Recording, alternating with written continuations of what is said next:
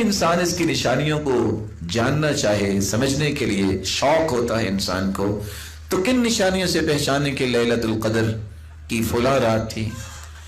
شیخ محمد بن صالح العثیمین رحمہ اللہ تعالی روایات کو جمع کرنے کے بعد چند نشانیوں کا تذکرہ کرتے ہیں۔ لیلۃ القدر کی چند نشانیاں ہیں۔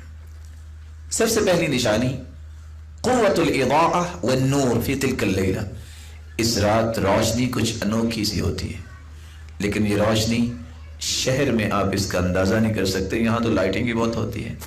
اس روشنی کا اندازہ وہ کر سکتے ہیں جو لوگ شہر میں نہیں، صحرا میں ہیں، بادیہ دیہاتوں میں ہیں، جہاں لائٹنگ نہیں، وہاں اس رات کی روشنی یا نور کا اندازہ کیا جا سکتا ہے۔ دوسری نشانی الطمأنینہ، اس رات جو انسان کو قلبی سکون محسوس ہوتا ہے وہ بقیہ کسی رات پہ محسوس نہیں ہوتا۔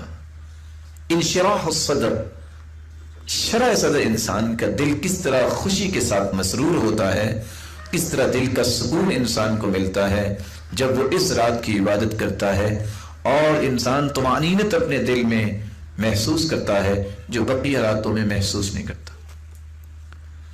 تیسری نشانی ان الریاح تکون فیہا ساکنہ، اس رات نہ تو کوئی آندھی آئے گی اور نہ ہی کوئی زلزلہ آئے گا، پرسکون رات، ہوائیں بھی رکی ہوں گی، معمولی جس طرح انسان زندگی میں کبھی محسوس کرتا ہے کہ آج رات کتنی اچھی ہوا، اس انداز سے تھی کہ وہ ہوا بھی تھی اور کوئی شور و غل بھی نہیں تھا، اور کتنی پرسکون اور پرسرور تھی، وہ کیفیت اللہ تعالیٰ اس رات میں پیدا کرتے ہیں جو بقیہ راتوں میں نہیں ہوتا۔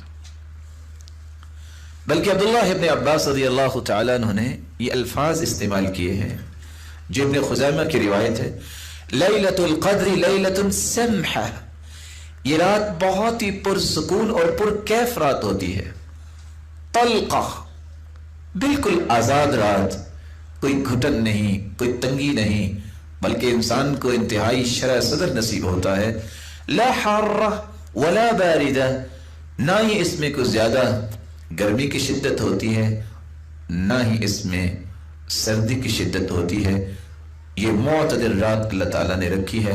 تصبح الشمس صبیحتها ضعیفۃ حمراء، اس رات کے بعد جب سورج نکلتا ہے ضعیفۃ حمراء، اس کی سرخی بہت کمزور ہوتی ہے، شعاعیں نہیں ہوتی، سفیدی ہوتی ہے۔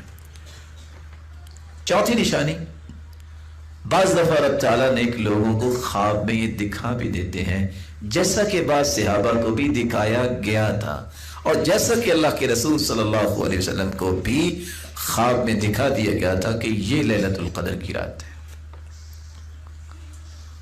پانچویں نشانی، اس رات میں قیام کرنے کی لذت پورے رمضان کی راتوں کی لذت کے مقابلے میں بہت زیادہ ہوتی ہے۔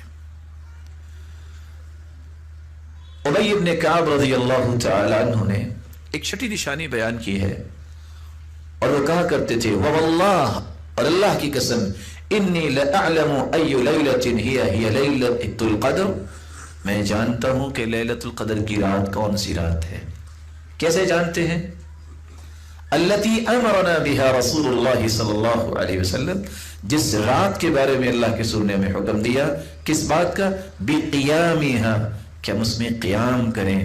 یا لیلۃ صبیحۃ 27، یہ 27ویں رات کے بعد جو صبح ہوتی ہے، اور اماراتها، اور اس کی نشانی یہ ہے ان تطلع الشمس فی صبیحۃ یومها بیضاء لا شعاع لها، جب 27ویں رات کے بعد 27ویں دن سورج نکلتا ہے تو اس کی شعاعیں نہیں ہوتی، اس کی سفیدی بس نظر آتی ہے۔ اور یہ روایت صحیح مسلم کی ہے 179۔ اور ابی ابن کعب رضی اللہ تعالیٰ عنہ کی دوسری روایت سنن ابی داؤد میں 1378 میں یہ الفاظ بھی موجود ہیں کہ جب سورج نکلتا ہے تو کس طرح مثل قسطی، جس طرح ایک کھلا تھال ہوتا ہے، لیس لها شعاع حتى ترتفع، جب تک سورج بلند نہیں ہو جاتا اس وقت تک اس کی شعاعیں نہیں ہوتی۔ عبداللہ ابن عباس رضی اللہ تعالیٰ عنہ کی بات بھی آپ نے سنی کہ اس دن سورج جب نکلتا ہے حمراء ضعیفہ، سرخ تو ہوتا ہے لیکن کمزور، کس اعتبار سے؟ اس کی شعاعیں نہیں ہوتی۔ تو یہ چند نشانیاں اس رات کی بیان کی گئی ہیں۔